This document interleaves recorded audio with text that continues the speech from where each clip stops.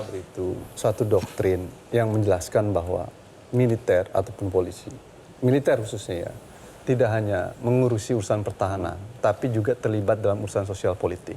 Manifestasi dari hal itu adalah dia bisa duduk di jabatan sipil, baik itu di pusat atau di daerah. Jadi kalau hari ini mereka duduk di jabatan sipil, walaupun itu hanya di pusat, itu difungsi. Karena dia udah keluar dari sektor pertahanan. Jadi, ketika dia keluar dari fungsi itu di pusat atau tadi di kan, daerah? kan pernyataannya sama dengan Orde Baru. Saya bilang enggak. Lah, saya nggak bilang ini kan saya bilang difungsi. Enggak, tadi pertanyaannya begitu. Saya mau menjelaskan tentang difungsi dulu, Bang Doli. Iya enggak, Pertanyaannya yang saya jawab itu adalah apakah kita kembali kayak dulu Orde Baru? Enggak. Nanti saya mau menyimpulkan ke sana. Gitu loh. Jadi saya mau mengarah itu situ dulu, Bang ya. Ya. Nanti baru situ. Nah, oleh karena itu, ketika mereka masuk ke jabatan sipil, bukan lagi sektor pertahanan, ya itu mirip. Itulah difungsi ABRI. Itu difungsi ABRI yang pernah hidup pada masa Orde Baru. Juga seperti itu. Soalnya spektrum skalanya aja nanti menunggu. Itu yang pertama. Yang kedua, difungsi itu bertahap, Bang, bekerjanya. Tidak langsung tiba-tiba dari pusat sampai daerah. Kapankah difungsi itu dimulai? Ketika masa Orde Lama, pada masa Bung Karno, memberikan ruang kepada anggota militer aktif duduk di dalam Dewan Nasional. Itu pertama kali. Lalu kemudian diperkuat oleh Soeharto dengan membangun di seluruh wilayah provinsi.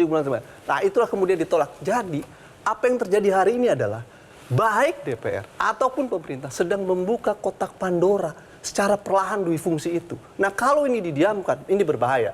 Yang ketiga, kenapa kita bilang dui fungsi sudah terjadi? Secara praktek sudah terjadi.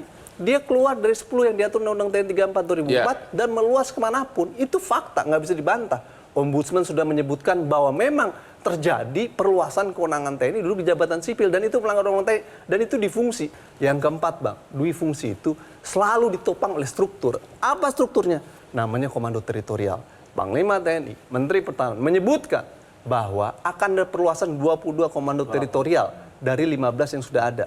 Kenapa saya katakan? Karena pada era Orde Baru, ketika doktrin difungsi bekerja, dia membutuhkan topangan struktur namanya komando teritorial. Sehingga ketika Undang-Undang TNI 34 2004 terjadi perdebatan, ini harus diganti struktur teritorial. Tetapi Angkatan Darat, TNI menganggap ini tetap dibutuhkan. Oke, struktur itu ada, maka muncullah pasal tentang gelar dan postur kekuatan TNI yang menyebutkan struktur itu tetap ada, tapi tidak boleh berpolitik praktis, tidak mengikuti administrasi pemerintahan daerah, dan direstrukturisasi, dibatasi. Kenyataannya sekarang tidak demikian.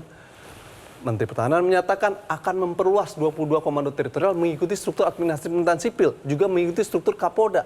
Itu yang kita katakan bahwa struktur teritorial adalah bagian dari struktur bifungsi jika dan kalau jika bangunannya itu dibangun melalui struktur administrasi pemerintahan sipil. Lah kalau ini ceritanya kita akan kembali dalam rezim seperti masa Orde Baru. Gimana sih Pak Diel? Itu persoalannya, Bang.